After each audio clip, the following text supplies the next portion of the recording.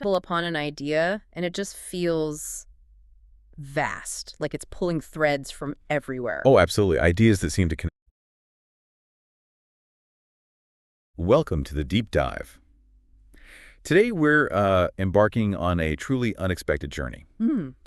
We're going to connect the incredibly intricate biological processes of how, your body heals a cut Right. all the way to the speculative frontiers of quantum artificial intelligence. Seems like quite a leap. It does. And here's the fascinating part.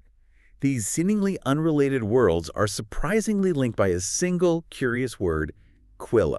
Okay, so our mission today is really to pull out the most important insights from, well, a really diverse stack of sources. We're Yes. talking everything from cutting-edge medical journals to highly technical specifications, even theoretical physics papers. Wow. And we want to understand a fundamental question. How do complex systems, whether they're, living organisms or cutting-edge machines, how do they tackle challenges, adapt, heal, evolve? Looking for those hidden patterns, right? Yeah. Resilience, regeneration. Exactly, across entirely different domains. And when we say diverse sources, we really mean it. Our sources cover the latest research on those really stubborn, non-healing wounds, A huge problem. advanced biomaterials, the global challenge of antibiotic resistance, and then this fascinating array of documents on quantum computing, AI, even commercial products, And they all feature this term. all featuring this unique term, Quilla.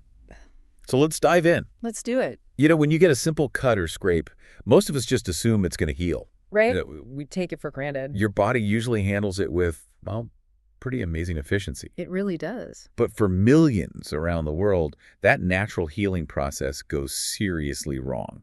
We're talking about what doctors call non-healing wounds. Mm-hmm. This major global health issue affecting maybe 1% to 2% of people, even in developed countries. That's right. And whether it's a minor thing or something more severe, wound healing is it's a dynamic process. It has these overlapping phases. Okay. So it kicks off with the inflammatory phase. That's the body's initial response, kind of like an emergency crew rushing in. Right, cleaning things up. Exactly. Specialized immune cells arrive, they clear out germs, break down damaged tissue, and signal for repairs to begin. Makes sense. Then, sort of overlapping with that, comes the proliferative phase. Okay. This is where the wound actually starts to close. New blood vessels grow, that's called revascularization, and cells like keratinocytes and fibroblasts get busy literally rebuilding the tissue. So laying down new skin and connective tissue. You got it. Think of it like that. And finally, we enter the remodeling phase. The last step. Yeah, the long-term maturation stage. This is where the new scar tissue strengthens and reshapes itself.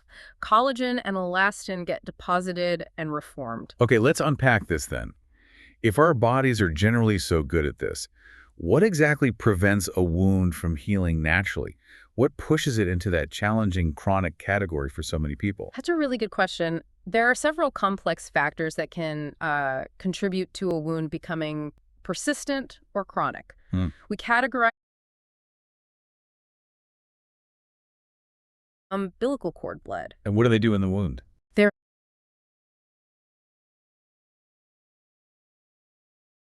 They talk about linking conceptual gates to things.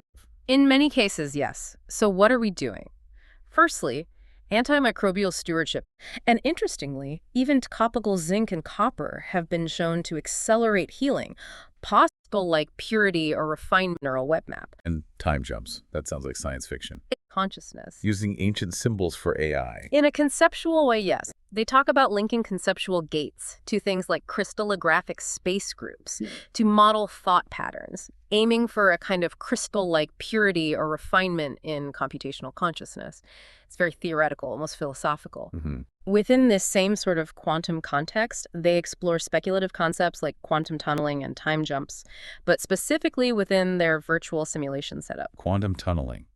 Like particles passing through barriers. Kind of. In their model, it refers to the probability they estimate it at 13.5% of quantum bits, qubits, moving between nodes in their complex neural web map, almost like taking a shortcut to enhance connectivity. Okay. And Time jumps. That sounds like science fiction. It's highly speculative, of course. They model it with a much lower probability, around 4.88%, reflecting the system's hypothetical ability to maintain coherence across a temporal transition, leveraging things like quantum entanglement and memory within their specific 690 qubit system. Right, so these are theoretical measures within their model. Exactly. They tie these probabilities into the system's overall strength theory metric, which is meant to measure its resilience based on its computational capacity and network structure. It's all about how robust and adaptable the system potentially is. Resilience again. Then, looking at quantum AI architectures more broadly, the trend is towards hybrid classical quantum systems. Using both types of computing. Yes, integrating the strengths of quantum computing, like parametrized quantum circuits, with traditional classical optimizers. And a key concept here is iterative algorithm design. Iterative, like repeating steps. Exactly. Constantly refining solutions through repeated steps. Think of something simple like gradient descent in machine learning. It repeatedly adjusts parameters to find the best outcome. This idea of iterative reasoning, where knowledge is seen as an evolving construct, mirrors how scientific progress often happens through continuous refinement and adaptation. Like healing, refining the tissue over time. That's a really interesting parallel, actually. Yes, okay, so that's the very theoretical quantum side. Yeah. Where else does Quilla with the double L this time appear? Well, back to QUILLA, it appears as a tangible technology product. First, there's QuirkLogic Quilla. QuirkLogic Quilla, what is it? It's a physical device. It's a big 42-inch digital ink display. Think of it like an enormous portable digital flip chart or whiteboard. Digital ink, like an e-reader. Exactly. Reflective display technology. It runs on battery, it's portable, and apparently works beautifully even in direct sunlight. What's it for? It's designed as a real-time ideation ecosystem, basically for teams to brainstorm, collaborate, capture ideas, what they call intellectual assets, especially in creative fields like architecture, design, construction. It's about facilitating that iterative collaboration. Okay, a tool for teamwork and refinement. Precisely. And then completely separately, there's Microsoft Quilla. Microsoft says a Quilla too. Yep. This one is a software framework. It's designed for declarative user interface testing, Declarative testing. meaning the test writer focuses on describing the user's steps and the expected outcome, often using simple formats like JSON files, rather than writing complex procedural code.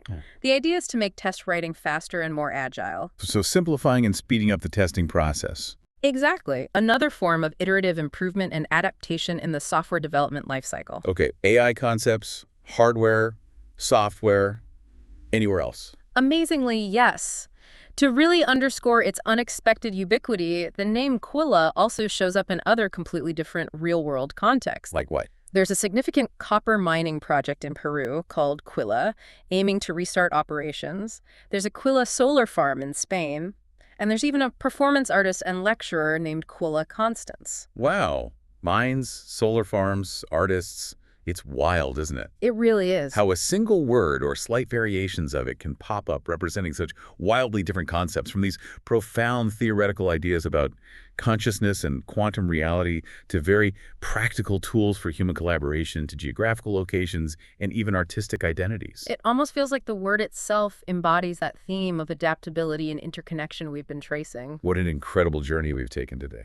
Seriously. Right. We've traveled from the molecular precision of biological healing Yeah, the intricate details. and the innovative solutions of modern medicine through those urgent challenges of antibiotic resistance, That's a constant battle. all the way to the speculative, almost mind-bending depths of quantum AI and its symbolic underpinnings. And what truly ties these seemingly disparate topics together, I think, is that overarching theme of resilience. Regeneration, the evolution of complex systems. Right. Whether it's the human body's astounding capacity to heal itself, or the development of new medical treatments in the face of resistant threats, or even the conceptualization of advanced AI that can learn and adapt. Challenges drive progress. Exactly. Challenges consistently drive new discoveries, new frameworks, new ways of understanding how systems adapt, heal, and improve.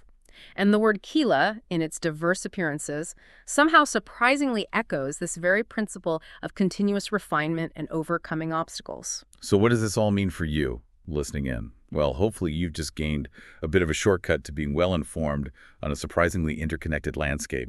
You've seen how knowledge from fields that seem totally unrelated can actually intersect in these unexpected ways.